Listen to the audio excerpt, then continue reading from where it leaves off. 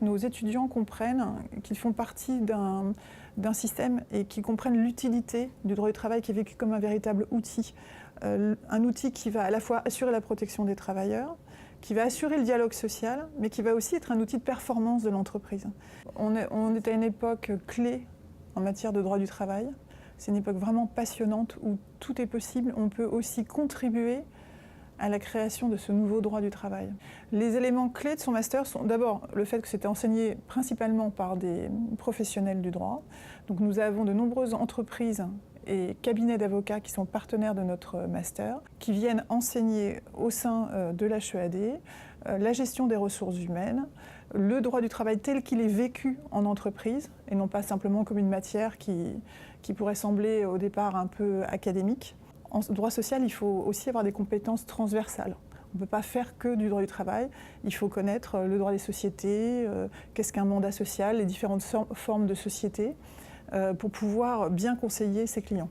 Nous avons aussi beaucoup de modules sur la compréhension de la vie de l'entreprise, parce qu'un juriste de droit du travail doit aussi comprendre le bilan de l'entreprise, comprendre ses enjeux économiques, être capable d'analyser les difficultés d'une entreprise le jour où il doit faire un licenciement économique. Enseignement en anglais, notamment les aspects sociaux des fusions et acquisitions, qui sont une matière qu'on travaille souvent en pratique en anglais, puisque on ne fait pas des fusions-acquisitions uniquement entre sociétés françaises. Donc on est amené à revoir des contrats d'acquisition, à revoir les clauses de ces contrats d'acquisition, et le tout en anglais. Nous leur demandons aussi de préparer du travail en groupe, notamment dans le module contentieux.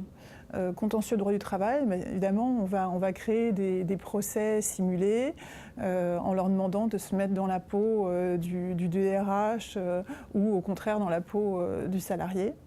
Et l'avantage, c'est qu'ils vont pouvoir non seulement avoir les connaissances techniques, mais aussi vraiment les connaissances, l'aspect pratique. On leur transmet notre savoir-faire. Notre but, c'est vraiment que quand ils vont arriver dans la vie active, il n'y ait pas ce décalage qu'on a tous ressenti, qui était immense entre notre formation académique, qui est excellente, certes, mais la vraie vie, des relations de travail, et puis aussi leur passer un peu ce que j'appellerais notre feeling. Ils sauront intervenir tant en conseil qu'en contentieux. Ils auront vu à la fois des relations individuelles de travail, que ce soit l'embauche, l'évolution du contrat de travail, les systèmes de rémunération, mais aussi la rupture du contrat de travail.